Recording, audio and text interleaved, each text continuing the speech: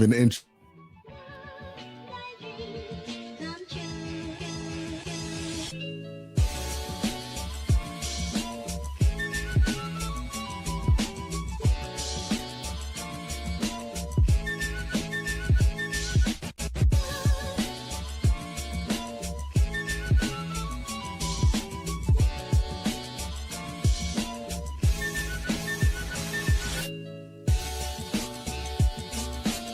We gon' run it, hit the field, blast off, watch them all fall. This is AFC North talk. Got me hype, it's about to be a touchdown. Got the Ravens, Steelers, Bengals, and the Browns. Are you listening? It's time to get it hype. Tune in when the season poppin'. Yeah, we going live. Hey, knock 'em out. Hey, first down, going hard. Yes, indeed. AFC North talk. Let's go. Hey, AFC North talk.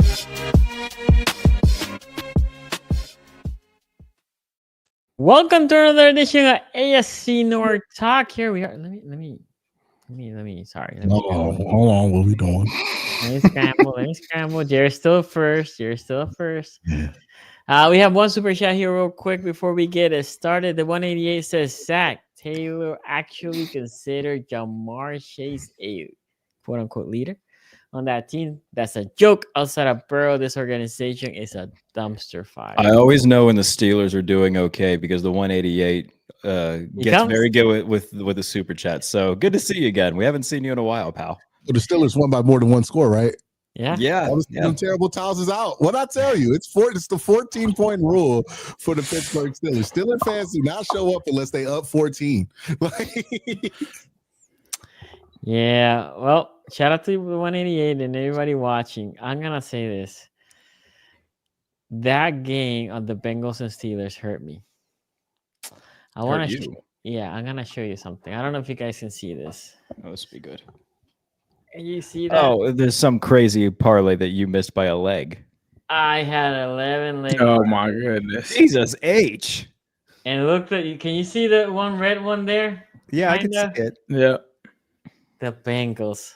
I had them plus 5.5. You just had them covering. You just had them covering the spread. I had them plus 5.5. Not straight up, but 5. Yeah, not money line. The only of the 11 leg. Gambling on Zach Taylor. That'll do it. What was the overall odds of that parlay? They were not great because I put $10 and it paid me probably 1,000 or something. No, 5,300. But I didn't get a 53-1 parlay by a leg. Oh, that's brutal. By one. That hurt me. Sucks. That hurt me. I'm not gonna lie. That sting a little bit. But anyway, we're here. Brutal. I'm here $10 short. If it makes you feel better, Sonny, I hit a 25-1 parlay on Thursday night. Well, all you really lost was $10. I only lost $10. Yeah, that's all you really thinking lost. about that 5K. 5K is hypothetical money, exactly. Right? Like it never really existed. Thank you, Q. I appreciate that. Anime Tree here says Gabriel and the Browns need an apology from the Sanders fans. They were right. Dylan was more ready. Okay, let's start with the Browns-Ravens game here real quick. Q, I'm actually gonna let you start because the amount I don't envy you. The amount of crazy talk from both sides. This is not just one. From both sides of the I don't like Shedeur. I like Shedeur. All this shit is crazy. I can't imagine how many hours you've already spent talking about this. Oh God. I've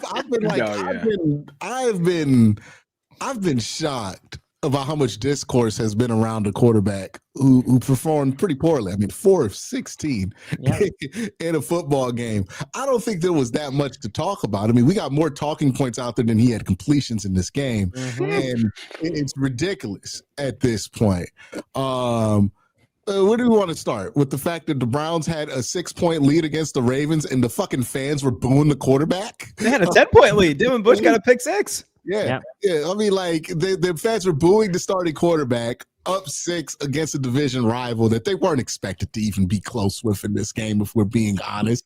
But we are somehow the worst team in the NFL with fans who feel like we should be entitled to be the best team in the NFL. We have the second best odds to get the number 1 overall pick. This is who we are. We didn't score touchdowns on those 2 turnovers. Yeah, that's what we've done all season. 3 different quarterbacks, baby. We've not scored on those opportunities. That's who we are as a football team right now. Where do you want me to start? Do you want me to actually talk about the game, or do you want everything? Yeah, I think the game was pretty good. Let's start about the game. Browns defense, phenomenal. No notes. Amazing. You guys are fucking awesome. Love you guys to death. Right? A couple big plays you gave up, but let's be real. We know why that happens. You got no help. You got no hope. I was watching this game, Sonny, and I was like, hey man. Once the Browns got to 16, I was like, hey, 23 points is going to win this game. Like, whoever gets to 23 points is going to win this game. Keep in mind, the Browns were up like by 11 at this point. I'm like, if we just get 1 touchdown, we can win this game. Now, Dylan Gabriel, who was like 7 of 10, 63 yards, nothing special in that game, goes out in concussion protocol. Shedeur comes in, and maybe you're thinking to yourself, okay, here's the spark. We're up 6. Oh, no, were we up 10 at the time? You were out half. It was 16-10 by six. Yeah. So we're up 6. Shedeur gets in, and I'm thinking all we need is 1 touchdown to win this game, right? We can basically shit all over the Ravens season right here, right? And Shedeur comes in there. There's a lot of excitement. I think the first couple plays were good, but they get behind the sticks. Okay, tough. That happens. I'm not going to be too critical there. The second drive, I think a similar thing happens there. And then he throws the interception. And here's what I want to talk about: the defense first, and I'll get to Shedeur. So I'm going to actually stop myself here.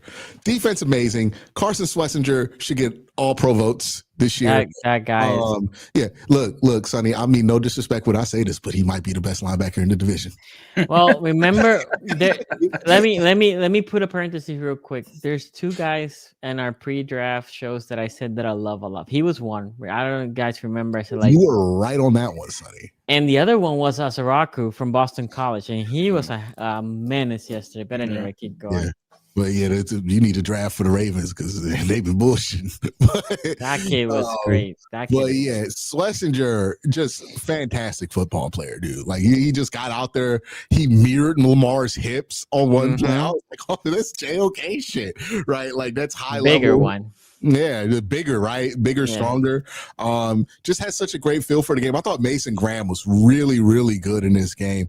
I know everybody's gonna talk about the Myles Garrett 4 sacks, but I don't know about y'all, but I know Sonny agrees with me.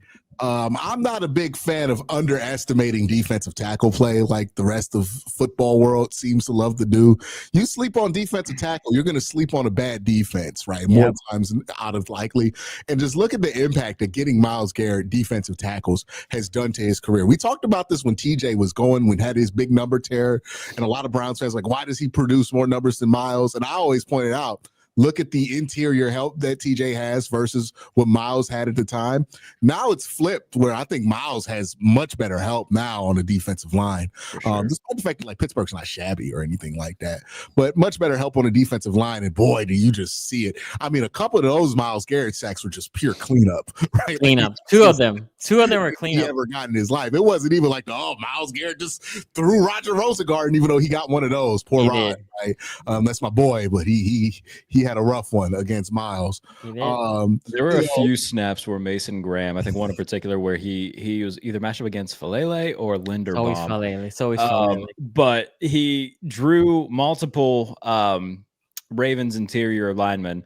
Lamar's running to the right or running to his left, has to run back to his right, and Myles is just right there. And I'm okay, well, how's it going? Free money. Like every day that goes by, I'm like, it makes sense that Myles was pounding the table to get this guy on the defensive line with him, right? So you get Mason Graham there. I thought he had a fantastic day. Look, the Browns' run game couldn't get anything going, and for whatever reason, once Shedeur got in, they decided to abandon the run game.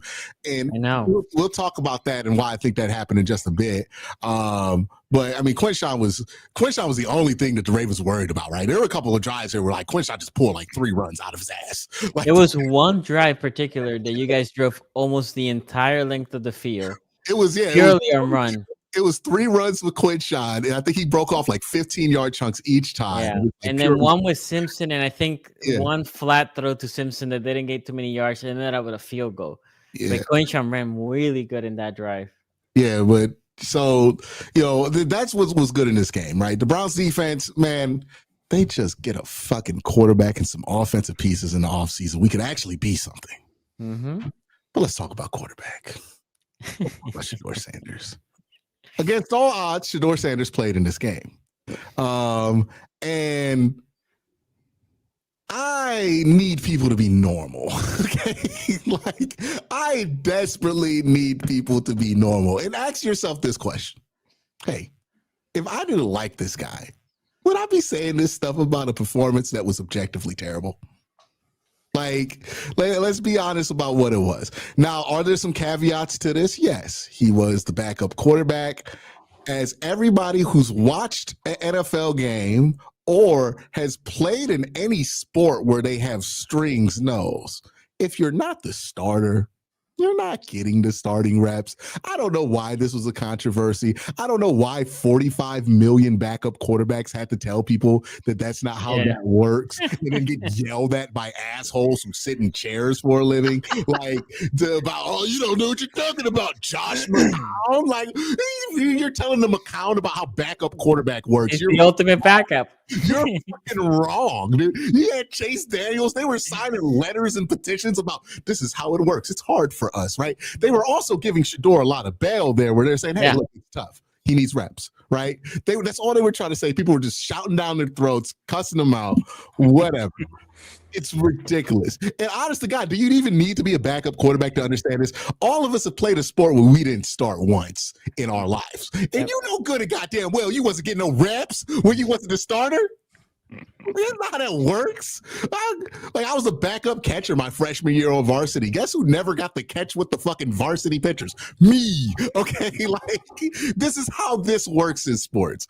But suddenly we all got collective amnesia and acted like it was a travesty amongst the coaching staff that he didn't get first team reps, as if that's the problem with the Browns coaching staff right now, right? We're not giving the backup quarterback enough reps. That's the issue right now, right? That's why Kevin should be fired. Goodness gracious. So all this weird shit about why it was that Shedeur wasn't successful. Here's what I think was interesting from that game. They blitzed Dylan Gabriel once in the first half. Just one. They let it loose in the second half on Shedeur. The second he walked into the game, just nothing but blitzes. They zero blitzed him. They weren't scared at all. Tells you what the Ravens' evaluation of him was, and I wonder if the Ravens really did try to draft him at that point, right? But it looked like Zach Orr was like, oh, he's in. I know exactly what I want to do, which is blitz him, simpresh, confuse him, blitz him. There were a couple of really, really concerning plays there from Shedeur that I don't think people are being honest about. There's the interception. Now, the interception is always going to be concerning. Jared, have you watched this interception on all 22? Not on the all 22, no. So he throws an out. Right? A deep out. Now, Jerry Jeudy looks like he runs a curl. So you think it's just miscommunication. You watch the play on all 22, and you see right there, from the numbers to the sideline, Nate Wiggins is standing right in the area where the out would break. Yeah. So you're like, how did he read an out there? How did he think that that was an answer versus the blitz? Because it's not like he's hiding. You would see it. The explanation in the post-game presser I thought was more concerning. He said Jerry Jeudy's hips flexed towards the out, so he thought Jerry was running the out. One, know the fucking playbook. Like, if the playbook does not call for him to run an out in that situation, why would you think he runs the out? So that's like, what made you think that? Two, you're reading your wide receiver's hips leverage in that situation when you're just trying to get a zone beater? Is that how that works? Don't think that's how that works. That's weird. It's like basic one-on-one quarterback play, especially like higher level stuff, college, NFL. If the corner is already playing outside lev and he's there, it doesn't matter what your wide receiver's hips are doing. Get off of that progression and go to the next thing or dirt the ball. Yeah, I was gonna say throw it away at worst. Shedeur does not do. Now the pocket stuff, that's not going to change overnight, guys. Like he's looked like that since Jackson. I watched him at the Celebration Bowl, went and saw that man lose to South Carolina State his freshman year. Like I've been following this for a while. He's not going to change his pocket habits overnight. That's going to be an evolution, and he's never going to be an under 16% pressure to sack guy, right? Like he's always going to be in the upper echelon of that number. And if you look at guys who take a lot of sacks throughout their career, Ace will tell you it doesn't really change. Like it doesn't change overnight, even if you're super good. Like Joe Burrow is amazing. Joe Burrow still be up there like 14% pressure to sack percentage. It's just part of his game, right? Baker Mayfield's another example. Deshaun Watson's another example. You go look at it. You can fluctuate the offensive lines all you want. It's going to be there. So I'm not really thinking that that's going to change. Here's another example of like, hey, what was Shedeur thinking here? 3rd and 5 at the end of this game. The Browns are trying to tie the game. Mm-hmm. And he gets a one-on-one with Gage Larvin, but over the slot, there's Jerry Jeudy. And the Ravens blitz. Mm-hmm. They do a slot blitz. Now, Jerry Jeudy is running a little quick out, right? Underneath it for 5 yards, which is exactly what you need. He is wide open because his man just blitzed. Yep. In what world is the acceptable response? I'm going to throw a 50-50 backside shoulder ball to Gage Larvin in a UDFA, who's the 4th choice in this offense, who's probably running a clear, right? Like he's not even supposed to get the ball, and not go hot on a corner blitz to my number 1 wide receiver, Jerry Jeudy, who just popped wide open because this man just blitzed in a play where your eyes are looking right at that. He wanted the big play, Q. I knew that all the throws were going to be to the end zone. The ball to Jerry Jeudy, he would have scored.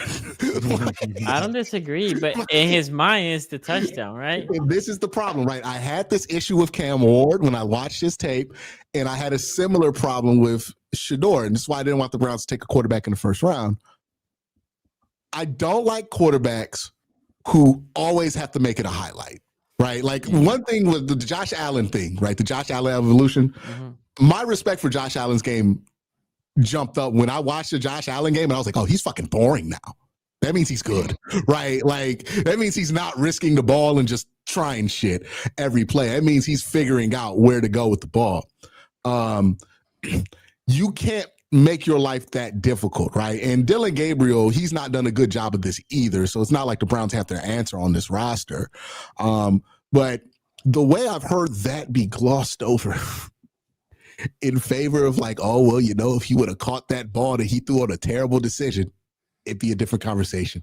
I don't know. It gives me Tim Tebow. It was a pretty throw, Q. That's all I heard about that throw. It was a pretty throw. I actually agree with you because I saw him popping up and I'm like, this is going to be easy. Because I thought he was just going to look at the hawk read, right? Who else thought that? Malachi Starks, who almost shat his pants when he break.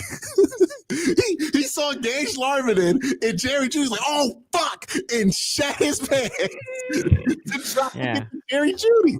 Because also we saw Jerry Jeudy take a ball from the 3-yard line to like the 10. Yes. Yes. If you get him the ball with some space, he's pretty dangerous with the ball. Yep. You just got to give him the ball there. You can't throw a 50-50 ball to Gage Larvin on a route that you're not even supposed to put as part of your progression. I think I had Gage Larvin once. Yeah. I know he didn't have reps. I know there's going to be a lot of excuses for how he looked. I've done this before, right? Like DTR 2 years ago against the Ravens. Didn't have a lot of reps. Got thrown in there versus the Ravens. Ravens absolutely beat the shit out this man. I think he turned the ball over like 4 or 5 times, right? This wasn't as bad as DTR, but everybody told me after that game, well, wait till he gets the reps, Quincy. He's going to get these reps with the ones. He's going to get some chemistry. And DTR never looked good ever because the problems that he had were bigger than just what reps can fix. That's my concern with Sanders at this point. Yeah, some of this stuff can be fixed. Some of the decision-making stuff can be fixed, but like the base reason for why you're wrong on this to me is a lot more concerning than people are giving it out to be. And like, I'm hearing a lot of people give this game a pass where it's like, hey, when Dylan Gabriel threw 4 for 16, would we be giving this a pass? And Dylan Gabriel won a game and the fan base was like, this guy's ass. In this fucking game and he was getting booed. Yeah, true. Throwing 70%, which he wasn't good. Let me make that clear. He wasn't shaking in his boots because I was not. He got a lot more comfortable when Shedeur got out there, and that's a problem. There's nothing happening when Shedeur got out there. Like, we'll see what it looks like against the Raiders. I'm hoping it looks a lot different because I want to be entertained. But we do got to be honest about what we watched there. And when you got Josina Anderson. Uh-oh. Is she talking? Oh, my God, Sonny. I haven't seen it. Talked. She was tweeting about this game like it was Joe Montana's debut. Did y'all see some of this shit? I haven't. Yeah, she blocked me on Twitter because I called her out for it. Yeah. She Shedeur throws on 3rd and 10, by the way. A check down to Jerry Jeudy. Jerry Jeudy breaks it for 10 yards. Yeah.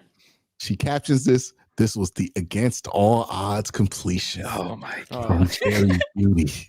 Like, we get it. Like, Dion sent you that word for word and told you to tweet it. But at least, it's like when I would say when a kid copies the homework, at least change it up a little bit so it's not so obvious. At least put 3rd and 10 and not 3rd divided by 10 in between. So there was one play to Fanning, right? That he had like a 30. I think that's most of his yards. Throw. It was a pretty good throw, right? It was a good throw. That was might have been the only time the Ravens brought no pressure. He had a clean pocket. He stayed in the pocket. He delivered. Great. I thought it was a really good throw. I think that's more than half of his yard. Quarters coverage on that one too. Mm-hmm. So it was like, well, was it quarters or was it like cover 3 or something like that? It had to be 3 if the dig hit. But yeah. I think it was 3. Yeah, it was 3. It was pretty like loose. They were in prevent, right? Which I could hear Sonny being like, "Why are we taking our foot off the gas?" Like, you don't even know here. Like in the final 2 minutes here, right? Like blitzing him has worked all game, and now you don't even want to blitz him exactly. And after that, they say, "F it, we cannot keep blitzing." Yeah. So yeah, it's like it wasn't a good debut, man. And I know there's going to be a lot of excuses for it. I would just like to point out something, just so like we have historical reference here, right? Who's the most unprepared player you could think of in NFL history? Manziel's Baker Mayfield. Right, Johnny Manziel, right? Perfect. I said Peterman, but yeah, sure. Yeah. Well, I think Peterman was prepared. He just sucked. He just sucked. Okay, I got you. Yeah, I got you. Manziel was very unprepared, right? There was a game in Johnny Manziel's rookie year where he got thrown in to start in the middle of the game. Against Buffalo? Take over. Yeah, Buffalo in 2014. Good memory, Jared. Oh, yeah. Damn. Well, that's the second team. Manziel in that game went 5 of 8. Ran for a touchdown, I believe. Like he was playing okay. 62.5% completion percentage and threw for 63 yards. Johnny Manziel. We out here like, 4-16 was actually good. I have been actually told this by people. Like, you're being so negative. He was actually good if you could get past the stats. And I can understand it. You mean those things that help determine how good a player was? That's crazy. If you look past that. I posted the splits of like both quarterbacks in this game and just made the point of, hey, it's kind of ridiculous to be mad at Kevin for saying he's not going to bench Dylan after that. When you look at what both players did, because how can you justify that to your locker room? Hey, this guy went out there and did 25% completion percentage. We're going to start him over the guy who went over 70, right? Mm-hmm. You can't justify that. I don't care how much the locker room likes Sanders, right? Like, that's not going to happen. People are like, "Oh, what are you talking about? You care about stats too much." It's like, use your eyes. Oh, did we not watch? Yeah, I was going to say. 4-16? Did we not watch this and go, "Ooh, that bad"? He almost threw a pick 6 to Kyle Hamilton. This was inexcusable. How he almost threw this pick 6 to Kyle Hamilton. Because David Njoku was fucking open. Yep. He had one throw in the game where, like, watching it, he had the dig to Harold Fannin. Like, all right, that was layered throw. That was it. Good. Yep. But outside of that, man, there wasn't a whole lot to like. It wasn't so poor to Gage Larvin. I would maybe applaud that throw too. But it was a pretty poor decision there. It's like he looks exactly like what people were concerned of, right? He's too reliant on improvisation, and he doesn't have a baseline in being able to run the offense well enough for his ability to create out the pocket to matter. You know, like, yeah, he's really good at throwing 50-50 balls at the end of close games, but if Shedeur plays like he did on Sunday without inheriting a 6-point lead in a defensive performance that's blowing everybody's mind at the time, you're not getting in that situation at the end of the game. You're not playing a close game at the end of the game. You're in the middle of a blowout, and it's going to be Roman Wilson yards, right? Like, that's what it's going to be. You know what I mean? So yeah, I mean, look, do I want to see him play this week? Yeah, but this is why I wasn't in a rush. You know, this is why I didn't think it was going to be a transformational mark in the season. And this is why I thought that a lot of the hype being put on him in the off season, during the season, all the stuff that people were saying, when you tell people that this guy not playing is the result of a conspiracy, that guy has to be so fucking good to justify that.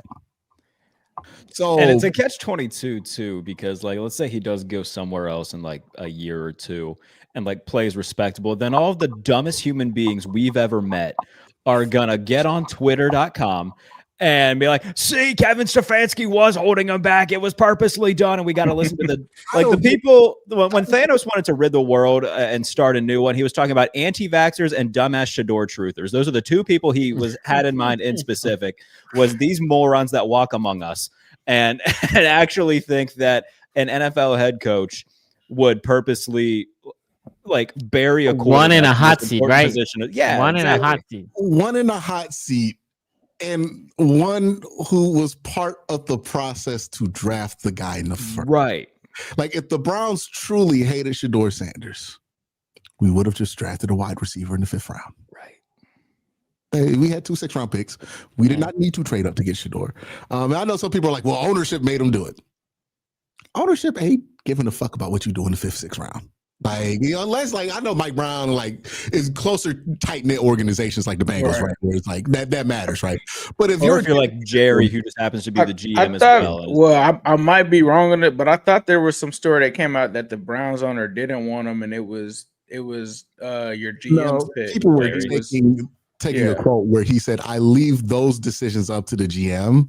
Okay, gotcha. He didn't think that we were going to draft Shedeur based on what the process was before the draft, which is fair because they didn't take Shedeur in the first 2 rounds of the draft. But yeah, people turn that into being, oh, the owner doesn't want him. Like, you see what I mean? There's not even one coherent conspiracy theory, right? Like, of what's going on. We don't even have coherent lines. It's like, oh, some people think the coach hates him. Some people think the general manager hates him. The guy who fucking drafted him. Yeah. Some people think that it's the ownership that hates him. Some people think it's all 3. But despite all of that, we said, hey man, we can't pass up value. Right. We gotta take this guy so we can purposely piss everybody off. And you're the Cleveland Browns coming off of Deshaun Watson? But don't you think you guys gotta do, like, remember how like crazy people were about Tebow? And it was like the only way to really silence those guys was actually playing Tim Tebow. Yeah, the problem wasn't that Tim Tebow started winning games, but it was very clear he still sucked, and it was so annoying. Especially that playoff game. And then it was like the only way they could get people off of the Tebow stuff was they had to go get Peyton Manning. Let somebody else do that. Like, here's my thing. It's kind of the question of, do you negotiate with terrorists? You know what I mean? Like, hey, the only way we can peace them is to do exactly what they want. It's like, I don't feel like that's a good way to go about it, right? Like, yeah, you can play Shedeur, but we just saw him go 4-16, and people are telling me it's good. Who are they playing this coming week? The Raiders. I was gonna say, but if he continues to play like that, the Shedeurian people can't continue to say he's the guy, right? They can't. They will. They will find excuses. Remember how he looked in the last preseason game? Yeah. And they were like, how is he not the starter after that? This is people think that, like, I have accepted this because I've been dealing with this all year. this shit ain't got nothing to do with the truth. It's the Dion factor, Yeah. bro. There's certain people that can do no wrong, and Deion Sanders is like untouchable. And because he's linked to Deion Sanders, you got a lot of people that aren't even Browns fans supporting this guy. They're Deion fans. Let's just keep it a buck. They're not It's Deion fans that fans. love Colorado. They love what Deion stands for. They want to see shit. They don't care about the Browns. They're just like, we want to see Deion's son was wronged, and we want to see him. That's all it is, bro. But the only way I feel like you can silence that, put him out there and watch him crash and burn. Because if you keep him, if you don't put him on the field, they're gonna be like, "Oh yeah, they're trying to silence Shedeur. They don't want him on the field." That's all you're gonna get if you guys don't put him out there and he doesn't fail miserably. That's all you're gonna get. It's gonna be all of these stories and conspiracy theories, like you saying. Or it's like we could trade him to the Bengals.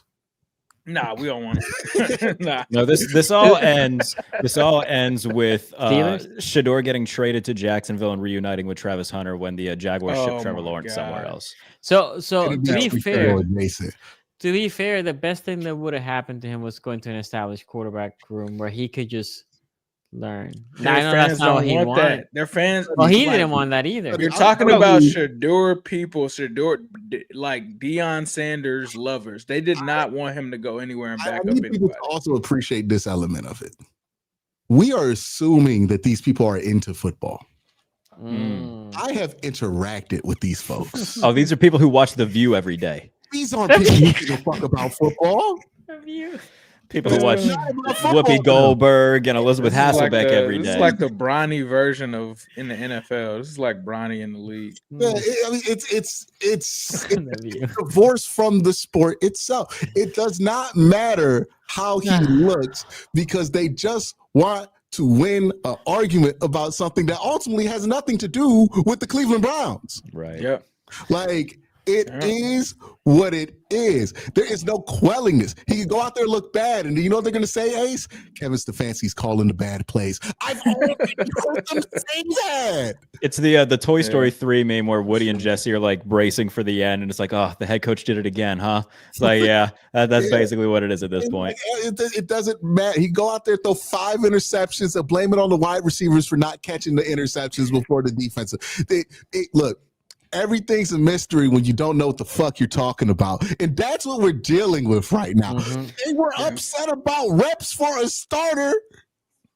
Like we should put that on a hat and sell it. I'd wear that hat. Like everything's a mystery when you don't know what the fuck you're talking about. If he wasn't Deion Sanders' son, he would not be this protected. I'm telling you, it's insane. He would not be this protected. But they're gonna do it, bro. That's what I'm saying. You gotta. I feel like we gotta put him out. We spent a half hour on fucking Shedeur. Jesus Christ. Yeah. Look, we'll let because this is taking like 30 minutes. Yeah, go ahead, Sonny. But yeah, it's my last thing I'll say on this is if it has not been clear to you before this game what the Browns' path is in the offseason, it should be crystal clear after this game, right? Maybe you still want to give Shedeur a shot. Fine. Give him a shot. I don't give a fuck about the rest of this season. We're not winning that many games anyway. Okay? When you're asking me between Maruchan and what's the other top ramen? You know what I mean? I'm eating microwave ramen either way, buddy. Right? Like, that's the choice. That's the choice. I'm eating prison dinner either way right now with the Browns. So is it Bendova for Mendoza? Oh God, I saw somebody. Oh my God. I'm like, I hate y'all. I hate the internet. I just hate it. It is what it is, right? You can play Shedeur, but the reality is we're drafting a quarterback. We're drafting some wide receivers. We're drafting and signing some offensive linemen, and we're probably firing. Or God help us. I hope Kevin doesn't choose to just resign, okay? Because he's answering the dumbest questions he's ever had to answer in his coaching career. He's a 2-time coach of the year, and he's getting shit because he didn't give a backup starting reps.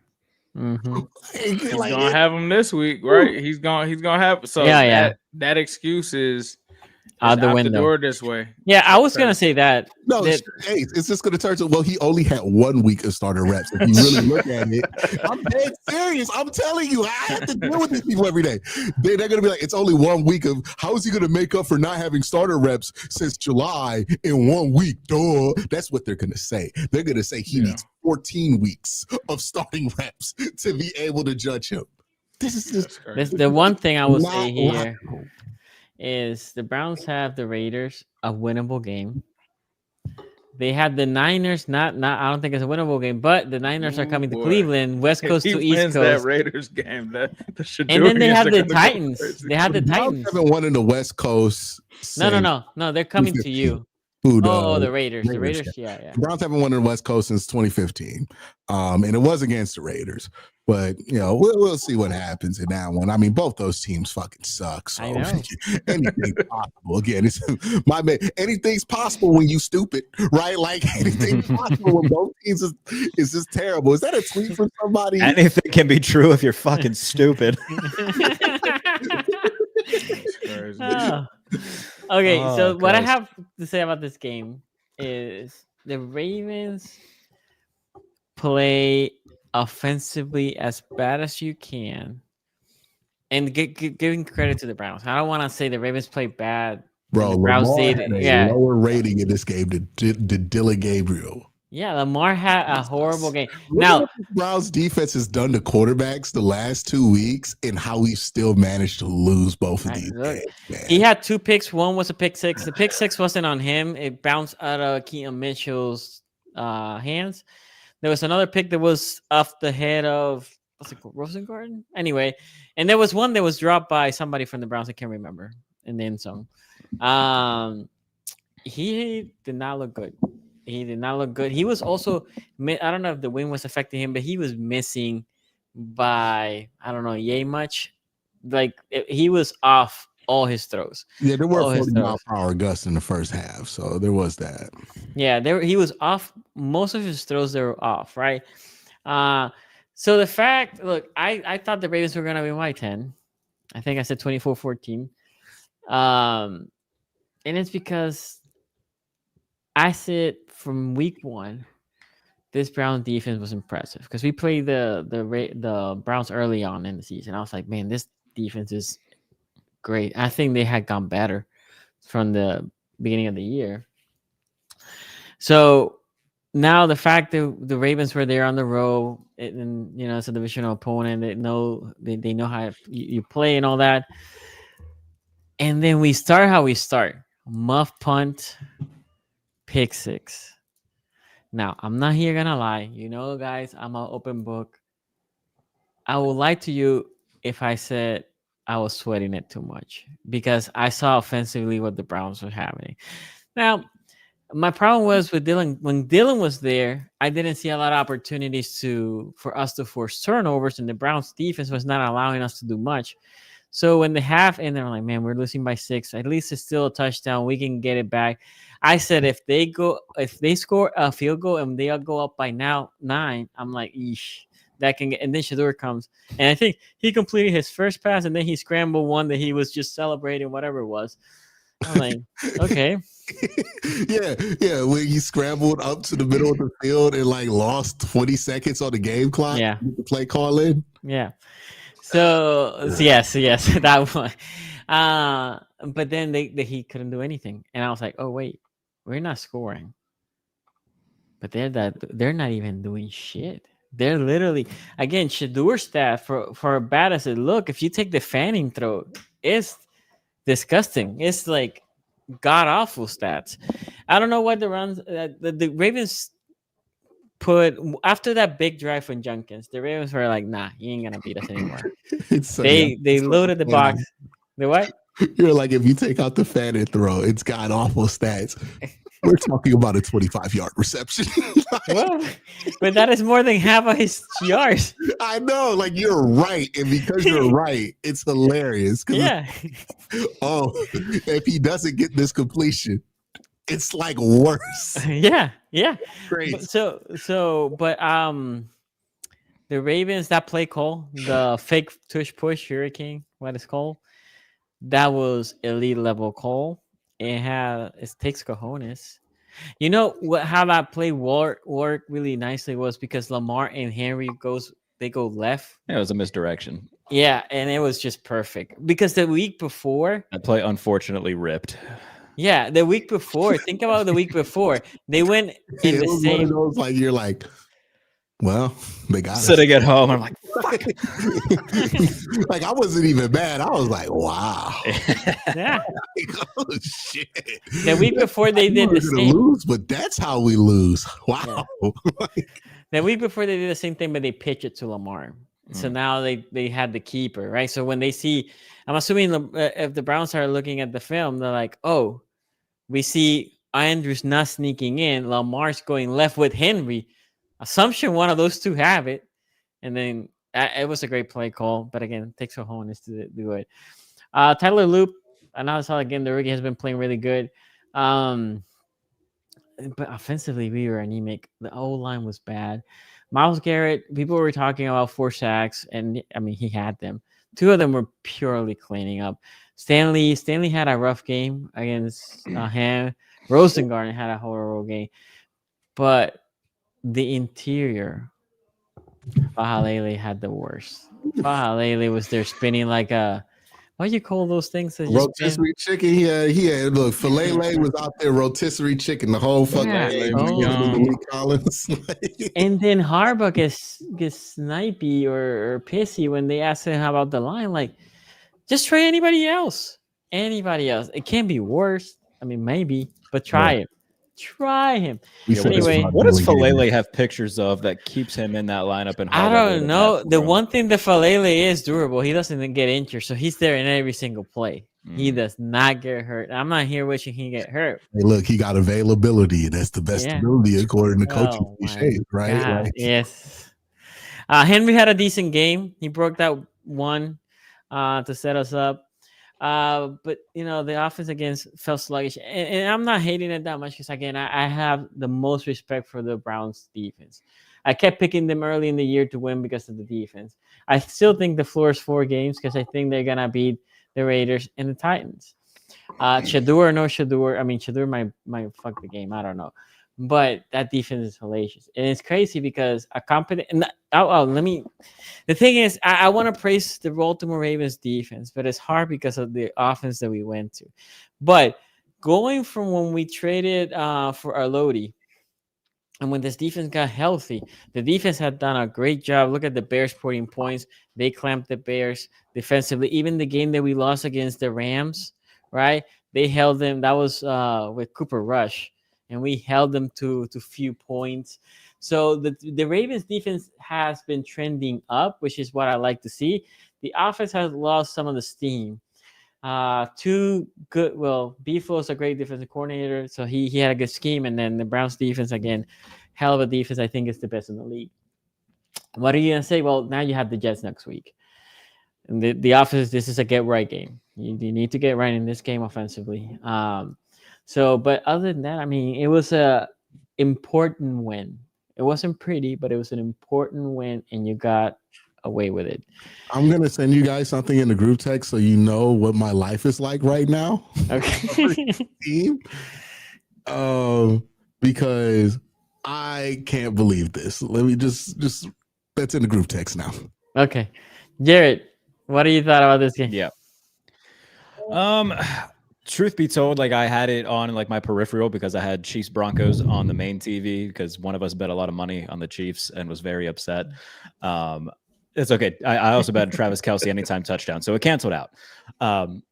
But yeah, they go up with the Devin Bush pick 6, and I'm sitting there going, "Oh, like I'm feeling pretty great." I didn't, expect the Ravens to lose, but you see Cleveland's defense playing really well. Lamar's not playing well. Usually, that's a recipe for an upset. Yep.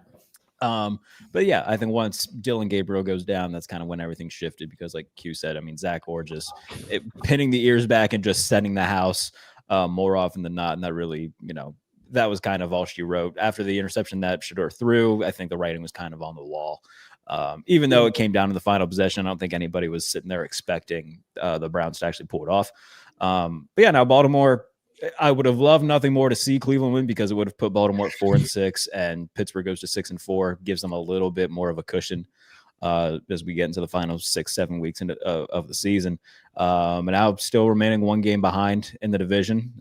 Not exactly where I don't feel comfortable as a Steelers fan right now by any means with them lurking right there. So it's a game that I would have loved to see Cleveland hold on to, but not what happened. And now, it's hair on fire almost for the Steelers, where like each game has that much more importance because you know that Baltimore's right there. You still got 2 games against the Ravens. So from a Steelers fan perspective, it would have been great for the Browns to hold on, but alas. Ace?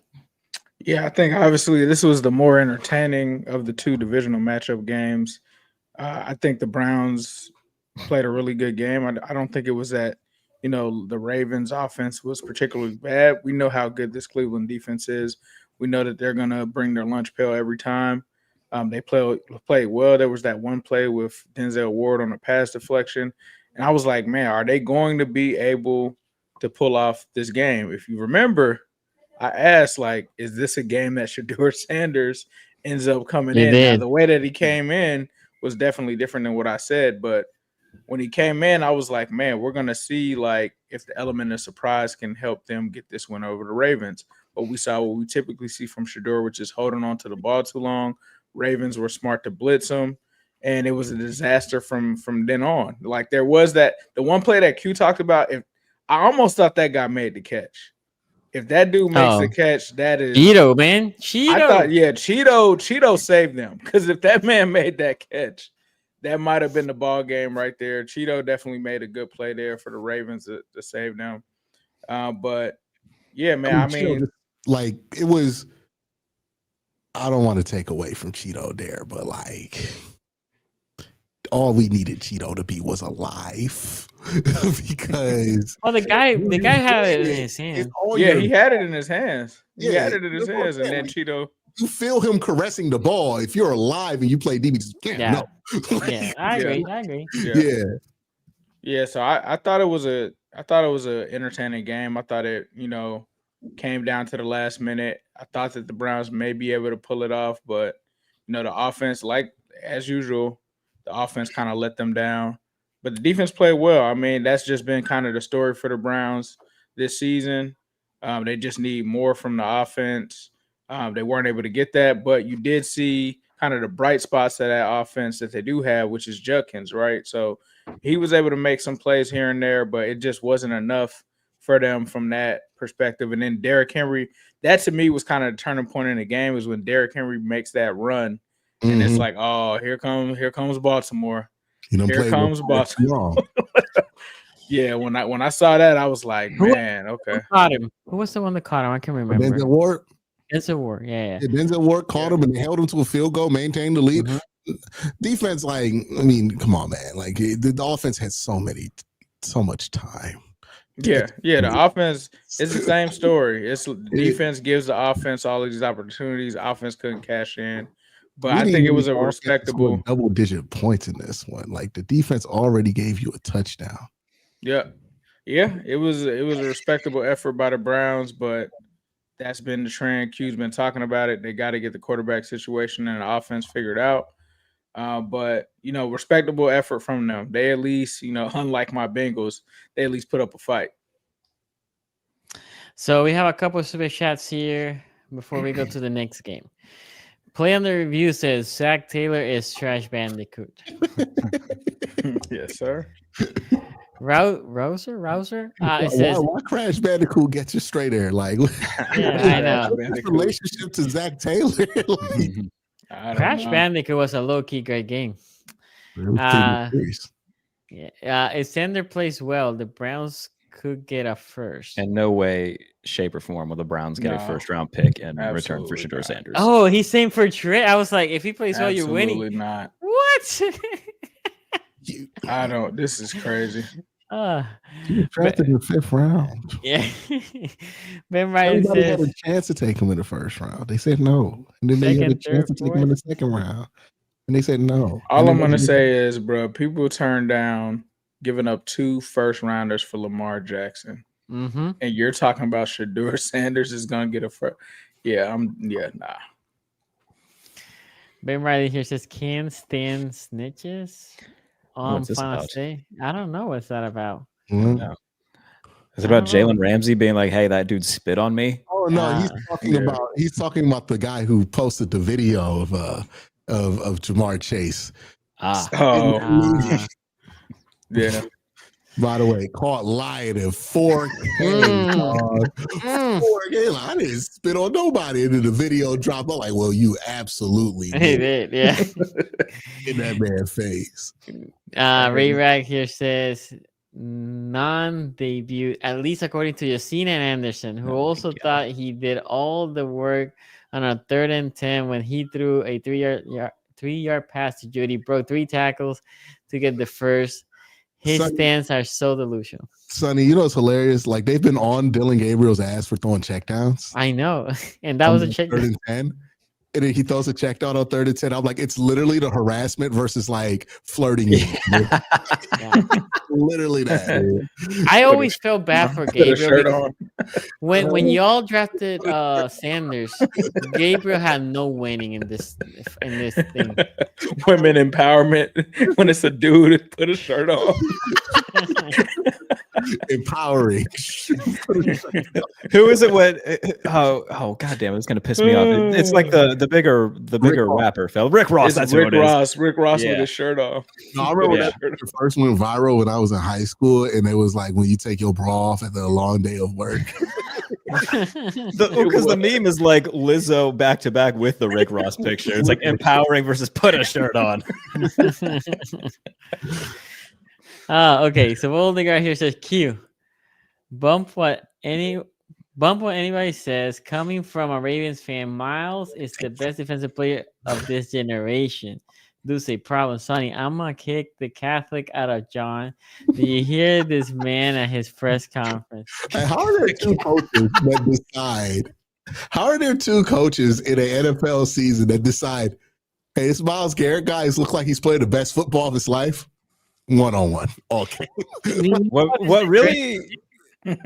What really annoys me about this entire situation is that like the Steelers helped TJ Watt win like the money pissing contest, and Miles has been just worlds better, and now the Steelers look like massive idiots. So I have two things to say about that specifically. One, I said in the past that TJ was more of a problem than Miles, but it's always because the Ravens, I feel like the Ravens always had a plan for Miles. They would have 2, 3, like not in this game. They were like, 1 is enough.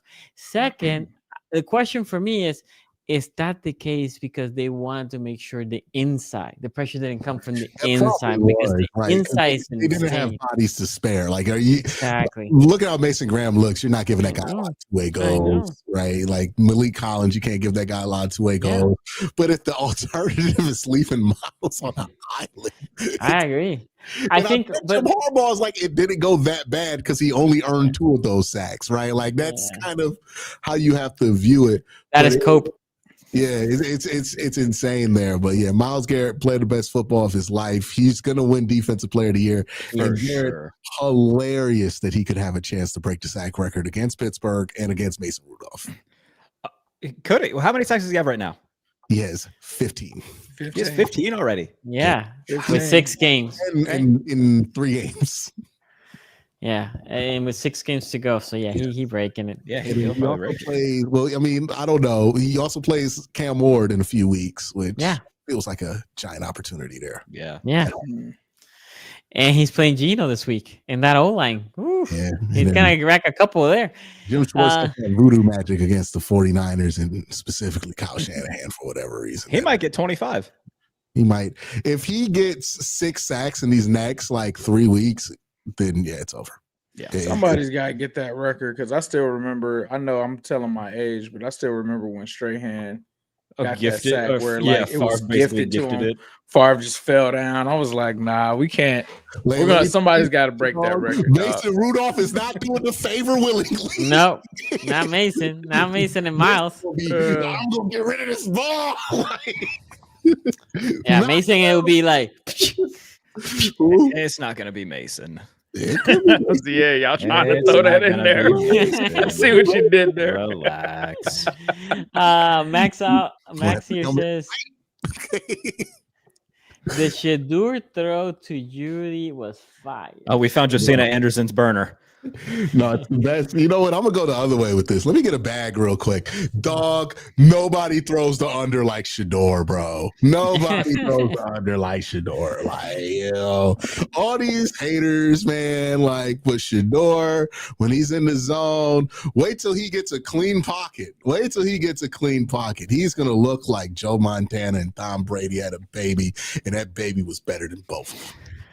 That baby was mutated and sucks at football. Ray right here says the only conspiracy believe is that Barry thinks there's a sucker who can trade him to later. That's That it? he could trade him to. Oh, That's fine, the sucker, man. Like that's the one thing I'll give Andrew Barry credit for. He found somebody to take Kenny Pickett after he decided to give up. This is true. Like, there's always somebody. If you pair Shedeur with the pick, there's always somebody gonna be willing to take it. Yep. And then Boldig right here said, "LOL, love it or hate it. It that 1 or 4 o'clock game between the Cleveland and Vegas will have an insane views. The headline coming out of that game, a late window game. He's either the second coming of Cleveland fault, second coming, or Cleveland's fault, like Shedeur, but it was bad." That has Andrew Catalan written all over it, calling that game. Yeah, Sparrow Ditas, where the fuck's gonna be on that game? One of those two. I wonder if we get because with Dylan Gabriel, it's been interesting. Like some people don't like him. So and my thing is you can always tell when a broadcast doesn't like a player, especially a quarterback, when they break out that all 22 on the broadcast. That shit don't ever happen to quarterbacks they like, right? And they break out that, look at this, he missed this guy here, right? We're gonna see what kind of coverage Shedeur gets this weekend, because is he gonna get the type where they break out that all 22? Is Jonathan Vilma I saw Jonathan Vilma break out the all 22 on Deshaun Watson. I was like, ooh, this is nasty. Okay, so let's talk about the other game, the one that lost me money that it was never there, like you said. That would be my villain origin story if I was you. I don't know how you're not more fuming right now. I'm the gambler on the show. What's happening? No, we put Sonny in the middle, and it's me and Jared. Like, I'm surprised Sonny did hit up Q and ask him what he thought. He was like, "You need to gamble, Q." He was gonna tell Q's picks. Dude. Anyway, I don't want to talk about that. I don't want to talk about that anymore. So did the vibes let me down this week? I think so. You Pittsburgh, right?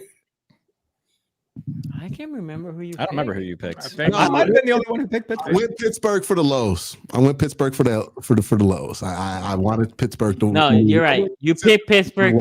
I remember now. Yeah. You said the Joe Flacco game is coming. It can't keep going this way. It's coming. Mm. But at the end, you said, but it will be hilarious if the only two wins. I wanted the Bengals to win this one because Yeah. I thought it'd be funny, but I also was like, man, the Joe Flacco interception's got to be coming soon, right? And yeah, we got a little sneak preview. One, but it was a big one. Yeah. Yeah. This is a game that the defense actually, in my opinion, of the Bengals was there, right? The defense. And actually, Jared, I felt like the Steelers played better when Mason was there. They looked more. Uh-oh. I don't know what to say. Do you know what it is? I think the Bengals defense. Well, that certainly helped. But no, when Mason came in, so going into this week, I talked about it last week. The Steelers had 7 third down conversions over their last 3 games. Mason got 3 on his first drive. So it looked like he was a little bit more comfortable. Aaron right now, man, it could be his age, whatever it is, but the pressure, the Steelers offensive line's done pretty good. He had the second most time to throw of any quarterback this past week. Any pressure that's there, it's usually he creates it because he gets antsy, moves out of the pocket when he hasn't needed to, and he did that a little bit against Cincinnati. So I think Mason just felt more comfortable and wasn't worried about the pressure, where Aaron, a little bit older, doesn't want to get hit too much, and I think that he kind of creates pressure more so. Not only that, Jared, I read the stat that this is the most time that Aaron Rodgers has had in his career to throw. This past week, yeah. So that's kind of crazy. Anyway, I thought it was an entertaining game until Flacco threw the pick 6. That made it more entertaining for me. Yeah, for you. Obviously, for me, I already showed you what that did. Did you bet Joe Flacco no interceptions or something? No. I bet Cincinnati the plus Bengals 5.5 spread.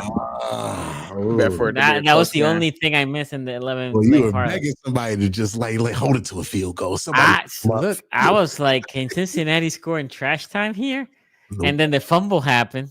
No. And then I was like, oh yeah, It was GG's. GG. So Ace, look, I know the thing was winning this game because the Patriots game, if you lose it, then you're 1-1, and then Burrow can come, right? Now you're looking in. If you lose to the Patriots, I'm not saying you will. I'm just saying it's over, bro. We're not even going. But what do you do with Burrow is the question, right? Because the idea is you're pushing him to come quick. You're not playing. You're not there's bringing Joe Burrow to come back for this. I mean, this is what I'll say, man. This is a Zach Taylor special. Everybody, some Bengals fans are trying to give him kudos. Oh, number 1 EPA offense in the league since Joe Flacco took over and this and that.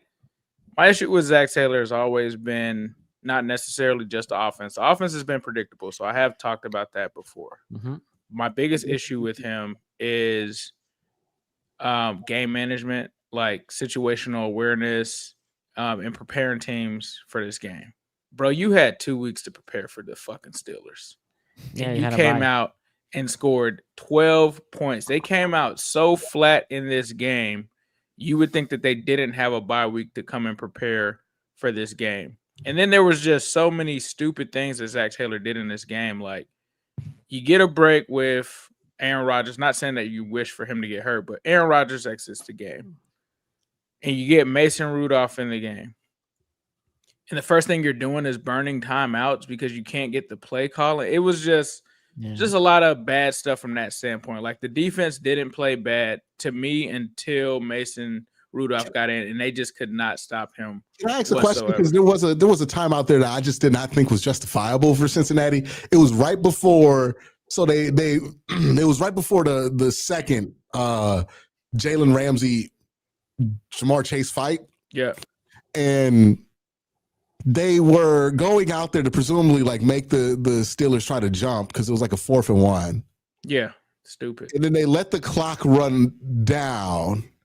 Yeah, and then they called, that was straight out of the Mike Tomlin playbook, the most cowardly no snap in the history of football. Well, then they called timeout, which blew my mind because I'm like, well, why not just take the fucking delay of game if you're going to punt anyways? Yep. Yeah. Luckily, it didn't Zach matter. Taylorism. Because Jamar Chase baited Jalen Ramsey into losing his mind, which, I mean, justifiably so for Jalen. Yeah.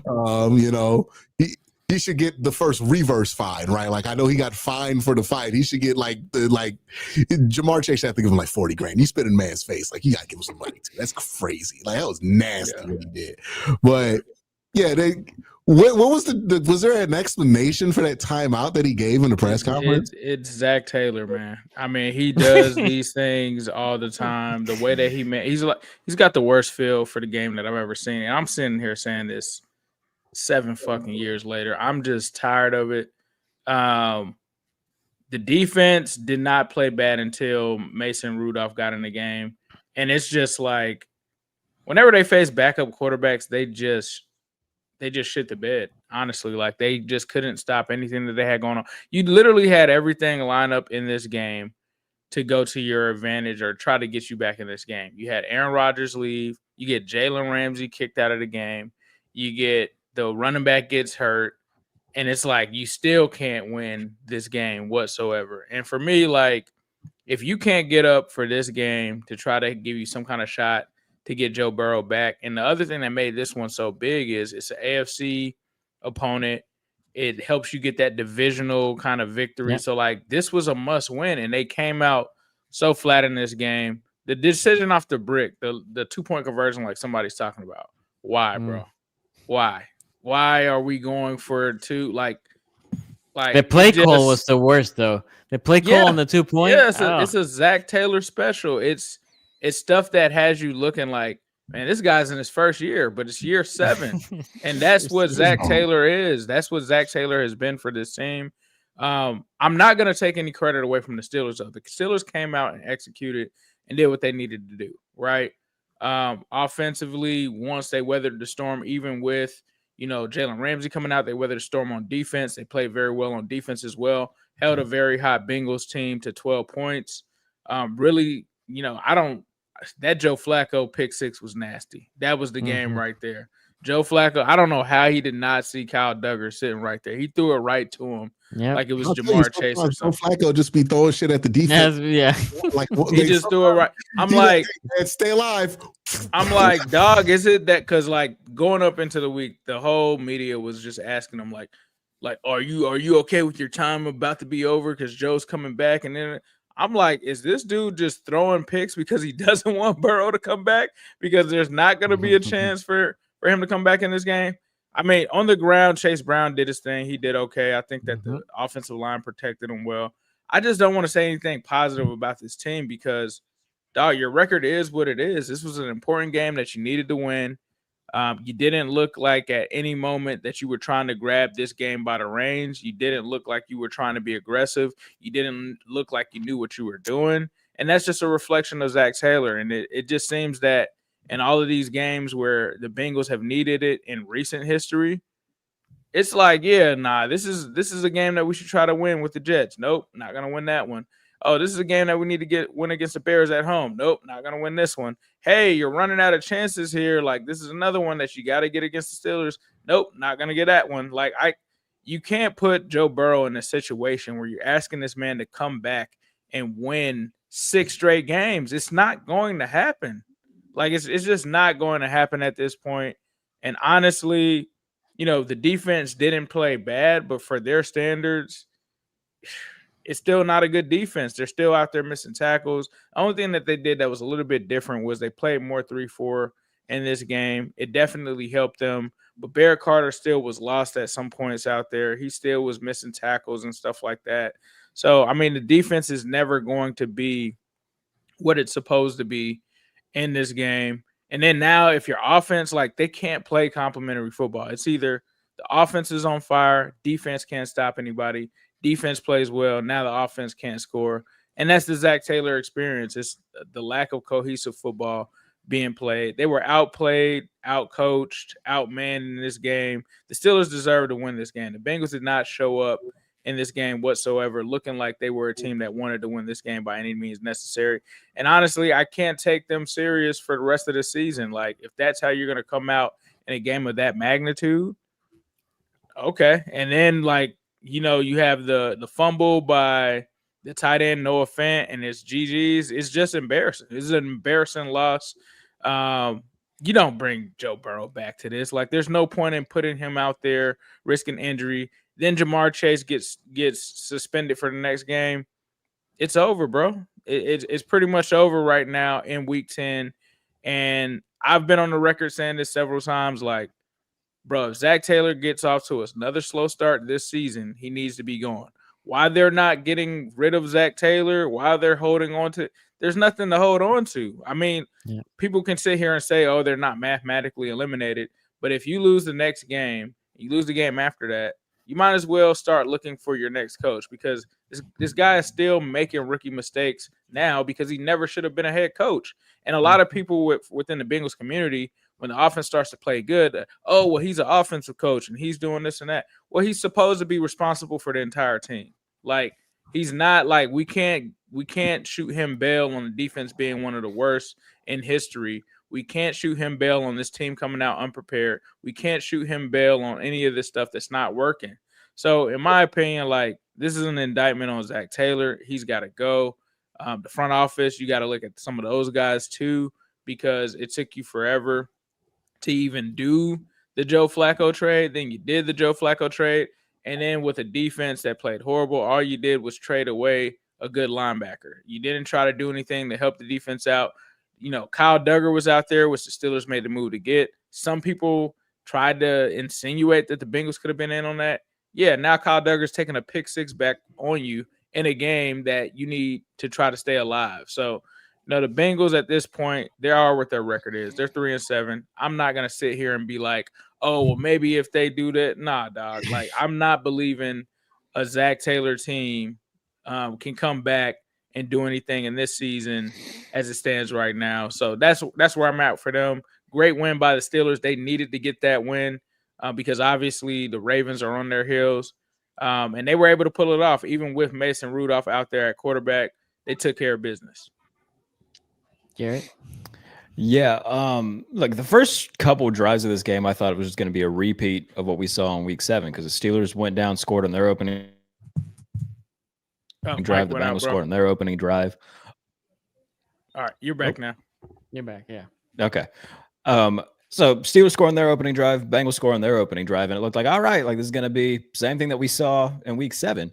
But then it was pretty clear that both Aaron Rodgers and Joe Flacco like spent their last bullet on those first drives. In terms of like the things I liked from Pittsburgh, defensively they were great. And when it comes to making adjustments, like that's been like my biggest qualm with the Steelers is that like they trot out the same looks and wonder how it consistently gets beat. They change things up against the Colts. They changed things up this time around against the Bengals, where they ran a lot of cover 3, cover 1 in Week 7. This time around, they ran a lot of cover 2 and quarters, which seemed to help put a lid on the Bengals. You know, Jamar had 16 catches in the last game. Chase and Higgins combined for 6 catches in this game. So I thought they did a really good job. James Pierre, man, great story in terms of like he's been with the team. He was with the team in 2020, left, briefly went to Washington, came back on the practice squad last year, has played predominantly special teams since coming back, but got like good snaps against the Colts because Slay got hurt, played well against the Chargers when he came in, and played really well against the Bengals. So not that any of that seems to matter because Mike Tomlin was asked today what happens when Slay comes back, and he said Slay's going to, be the starter again. So, why the hell do you even play good or even try when you play for Mike Tomlin, apparently? But outside of that, Herbig had a sack. There wasn't like many like big splash plays for the Steelers outside of the pick 6 and then the James Pierre fumble return touchdown at the very end when the game was already pretty much decided. The biggest thing in this game was Darnell Washington being just a god among men. Yep. 4 catches, 67 yards. Every time he touches the ball and gets into space, it's not gonna like you're not gonna tackle him with one. Like there was one, I think it was a 3rd and 17. He catches it underneath. Geno Stone runs at him, and he's like, "Okay, sure." And he just throws. I don't know Geno why Stone. they don't do more screens for Darnell. Well, they did a screen for Darnell against the Bengals, and it lost like 4 yards. Like I don't need him standing still. I need him to have a running start and then plow over people. And I think that's kind of what their thought process is too. But he's become a big part of the passing game, which has been nice to see. The another qualm that I had was even before Jalen Warren got hurt, he was getting out snapped by Kenneth Gainwell. Similar to like every team has the one guy where nobody understands their infatuation with. Apparently, John Harbaugh loves Daniel Falele. Apparently, Arthur Smith and Mike Tomlin can't get enough of Kenny Gainwell. And no disrespect to Kenny Gainwell, like he's fine, but in no way, shape, or form should he be out snapping Jalen Warren. And Warren gets hurt, and then Kenneth Gainwell leads the team in receptions and yards and has 2 touchdowns. And so now Kenneth Gainwell is just going to see the field all the time. But he played very well. And I think Mason came in, did what he had to do, went 12 of 16, was efficient, made the right decisions, did what you needed a backup quarterback to do. Obviously, the big thing is Aaron dealing with the wrist. We'll see if he plays Sunday. The injury is not going to require surgery. Tomlin said today it's just about keeping it stable. He's not going to practice Wednesday. This will probably be a later in the week decision on whether he goes or not. I would be very surprised if he doesn't. It's in Chicago. The reasons why he would really want to play in that game explain themselves. So if I had to guess, whether or not he's going to play, I would probably say he's gonna. But it's something to monitor. Obviously, when you have a 41-year-old quarterback dealing with a slight fracture in their wrist, that's, something to pay attention to. But I think he'll play. But defensively, Pittsburgh's been playing really well. Obviously, the Kyle Duggar interception reminded me a lot of in 2019 when they brought in Minka, and then against the Colts, he had a pick 6. It was a game that they had to have middle of the year, and it just reminded me a lot of that. So happy with the performance overall. It was a dominant game. The result wasn't, I don't know. I think like after the first couple drives, the result wasn't really in doubt. I don't know how you felt about it, Ace, but like once it got to like 13-9, even like when the Bengals were driving, I wasn't like worried too much just because the Steelers looked like they had things under control. And then once Duggar gets the interception, it felt like the game was over. So now they got to get ready for Chicago. Got to win every game that you possibly can, especially because after the Bears, they go host Buffalo and then at Baltimore. So that's a tough 2-game stretch. They absolutely need to win next week to get to 7-4. So that's what the focus is on now. 7-5 for the division. It's coming up 3 weeks. It's going to look like it's going to be the case there.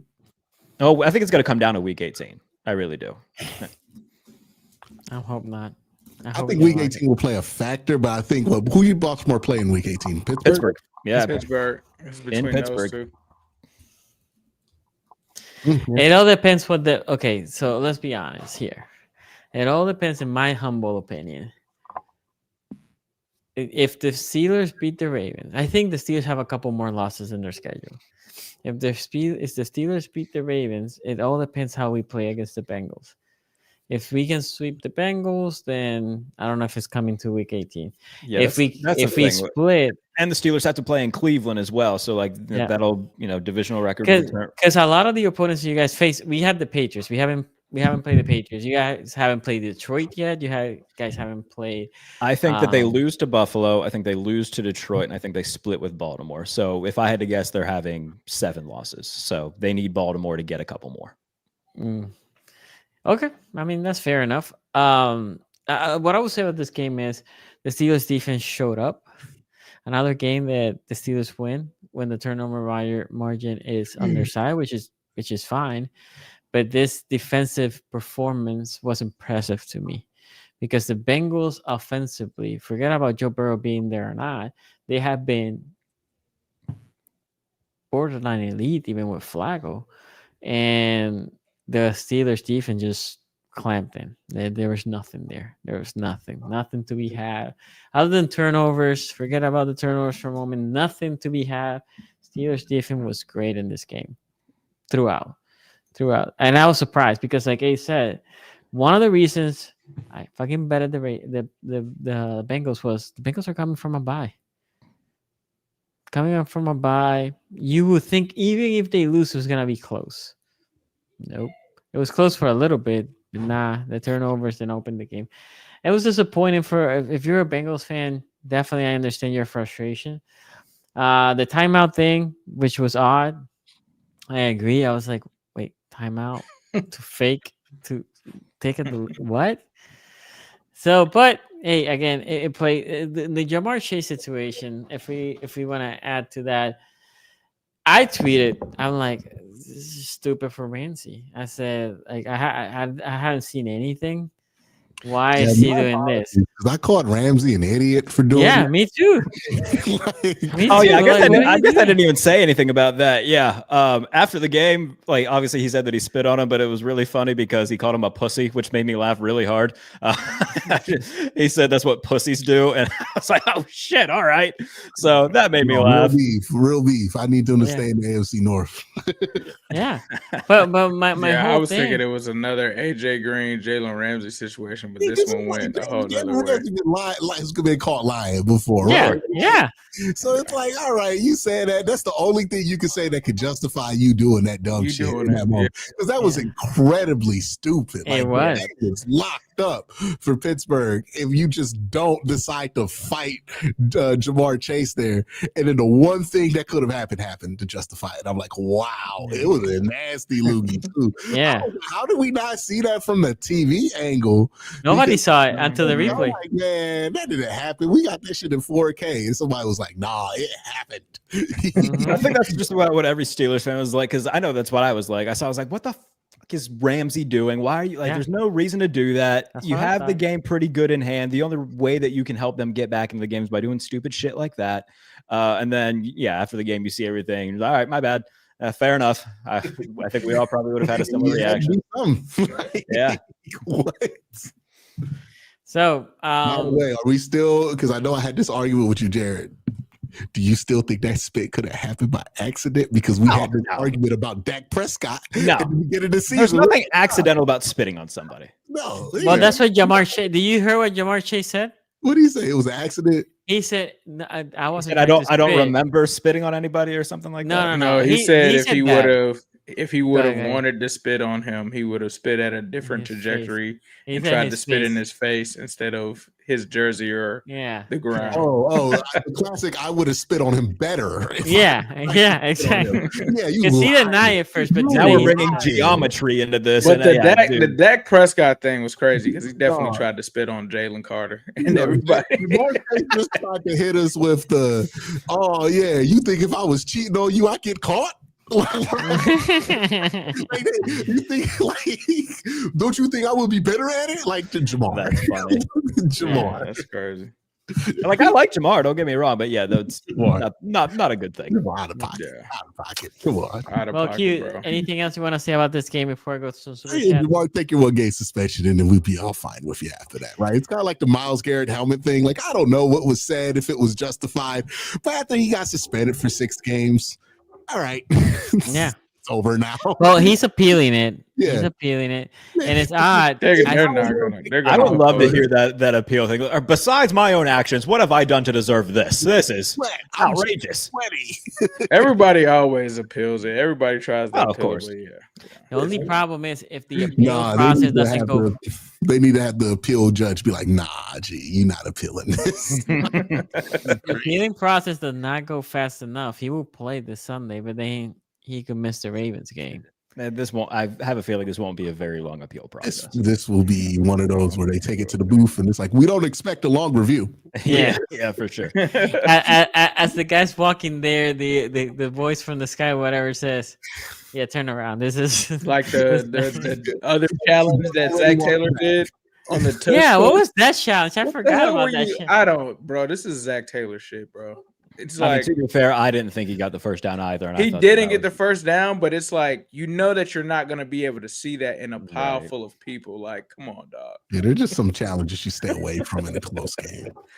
Because that's what they were saying when I was listening. They were like, he's not going to get this. You're not going to be able to see. There was in the Browns Ravens game where I'm like, I felt bad for Kevin because he had to throw the flag for the boys. Basically, where they were trying to pin the ball at the 1. And I was like, they're not going to overturn it. But everybody was so hot on the sidelines. It's like, all right, got to throw this one for the boys. Got to waste this challenge because everybody's going to be pissed at me if I don't. Because Wyatt Teller was like fucking barking. Like, he was like mad. I was like, yeah, you got to throw this one for the boys. And we need to just like do a top 10 list at the end of the season. Top 10 challenges, thrown for the boys. Right there. Okay, so let me get some super chat here. YA says Chase versus Ramsey in a boxing match. Who wins? I think Ramsey, just because Ramsey bigger. I feel like just more scrappy. Like Ramsey got longer arms and bigger. I don't know about bigger. Chase is pretty damn big, bro.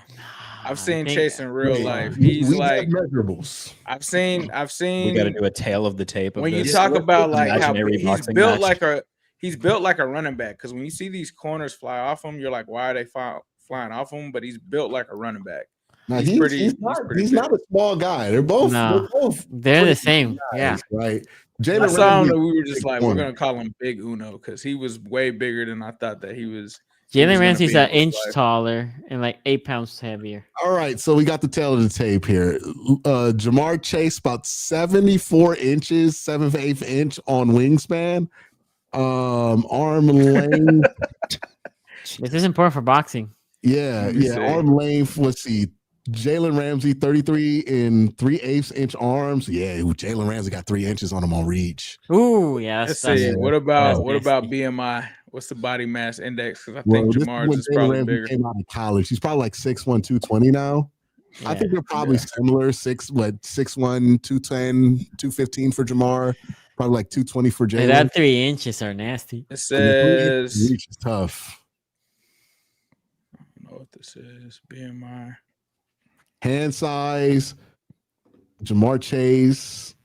Jalen Ramsey has smaller hands than him. Oh yeah, receivers always have crazy big hands. Right. Quick hands too. That's the thing. Like just the quickness is he able to Mike Tyson them, get in, kind of like peekaboo and you know what I mean? Like that. You know what? That would be. I would pay for that boxing match. I just know body mass wise, when I saw him at T. Higgins was like kind of skinnier, and Jamar was just like he's just like this big. Yeah. Lars are here. Crazy.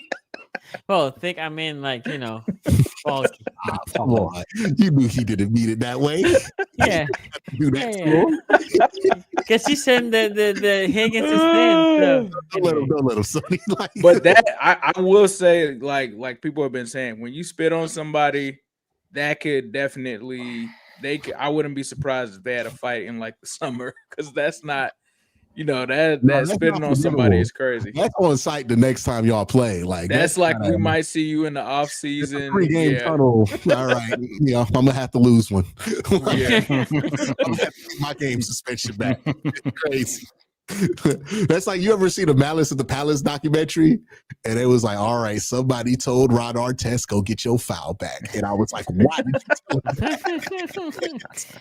Lars so here says, is it just me or did Shedeur play well with 0 reps? It's just you. If he had 0 reps in the game, he probably would have had a better stat line than he did. Dog, we saw Jake Browning play great with 0 reps, dog. He came into that Jags game. That's right. Blows my mind too. We've seen quarterbacks come in with we saw Joe Burrow, Joe Flacco get traded to an entirely different team and throw for 400 yards the next day. Yeah. Like, what we had to like, oh, he didn't have the reps. It's like, okay, like that explains maybe 4 of the passes he missed, but what about the other 16? I agree. So YA says, not gonna lie, I was praying Shedeur didn't come in the game because I thought he was gonna dot us up. You watch. Definitely need time. Unkin Ocho. You watch Ocho. I'm begging you, watch a different podcast. No, you know. Okay, I'm not gonna lie here. I've been watching a little bit of the arena. And Skip Bayless loves Shedeur Sanders. Oh, Skip I'm so shocked. Skip Bayless and people who have podcasts that aren't about football. So it's like Gilbert Arenas has like. Hakeem Talib loves Shedeur too. Of course, Hakeem Talib's also a dumbass. Because of Deion. Those two is like. Yeah, man. Because Jay Gruden was talking like, why are you guys always hating on the Dylan Gabriel? Oh, because Shedeur. Why you don't have Shedeur there? You'll be winning if Shedeur was there. They probably love Bronny too for similar reasons. It's just class solidarity. When you have a parent that's a sports icon, like everybody has like the rose-tinted glasses on. Well, what they say is he has that pedigree. That's what I keep hearing. Like everybody watching, like, I hope you understand, watch like your local content creators who are good at what they do and talk about their teams respectfully. Listen to smart people talk about the game. Don't watch loud talky shows to get your information, because it's just not going to do anything. Like, support people who talk logically. Don't go over the fence either way. There's plenty of very good outlets to find good stuff. You're not going to find it on the, Unkin Ocho. You're not going to find it on First Take. For what they are, which is just like. Exactly. That's fine. If you want to watch that just for like background brain rot, totally cool. Yeah. But like, if you're expecting to get like legitimate good information, good thoughts out of that, you're looking in the wrong spot. They're not watching all 22 of the Browns play and actually. Sure. Yeah. They're seeing from Dylan Gabriel. And that's my thing that I've been on. It's like, okay. Too much of the conversation has been with people who don't even watch the games on Sunday. Yeah. They just want to see their boy play. And I understand that to an extent. But can we stop acting like these people are the ones who know? I don't disagree. Okay, well, that will end up here. We'll be back Friday previewing week 12. Damn, we're going to week 12. We're going to be previewing week 12. Only week 12, Q. Fuck, there's 6 more weeks. 6 more weeks. Shedeur now. 7 more games. Well, I mean, like, they're gonna put Dylan back in. I don't care who's playing, man. They're not putting Dylan back. Bengals. I had a dream that I was in Mobile, Alabama. I'm sorry to hear that. I was like sleeping. I was like, oh, is it Senior Bowl time? Like it was fucking Christmas, because I'm like, I'm gonna be so happy. I'm debating if I'm going to do that this year because I'm going to try to be going to the owners meetings, which is shortly after that, and that's a lot of because then the combine's right after that. I'm not doing 3 trips. You got to pick like it's like 2 at most. Like that's what I'm saying. If I get credited for the owners meetings, I think that's the one I'm choosing, and then the combine after that. The combine's the one that's staying. It's either going to be owners meetings or Senior Bowl. So we're gonna see. We're gonna see. Yeah, I had a dream I was in Mobile, Alabama. I'm like, oh my God, I'm in the hotel. I don't have to watch the Browns play on Sunday. I'm just talking about draft and focusing on that. It's a better world. It's a better world. Those practices are so funny because like you just sit there and you watch, I don't know, Jake Hayner just hold the ball for a year and a half. You're like, throw the ball. Hey, throw the fucking ball. And you just it's 7 on 7s. Like, what are you doing? It's gonna be what, Luke Altheimer there? You think? I don't know. I don't know who's gonna be out there. The Brown staff is probably gonna be there, right? Q. Who the Brown staff? I don't know who the staff. They pick from different staffs now. Where like it's no, it's not one staff. It's a combined thing. No, it's like it's a better way of doing it actually. Well, I don't know. The guy that was there before is not there anymore, right? Didn't that guy? Jim Nagy's not there anymore. He's the GM for Oklahoma. It's a new guy who's running the show now. Reese's isn't the sponsor anymore. It's now Panini. So yeah, and it's a little earlier than it was before, right? It's like when is it? The last week of January. That's usually when it is. It's between conference championship weekend and Super Bowl week. It's like Pro Bowl week. One year it was like right on Mardi Gras, and it was like hard to get a hotel. Well, we'll see you next time, guys.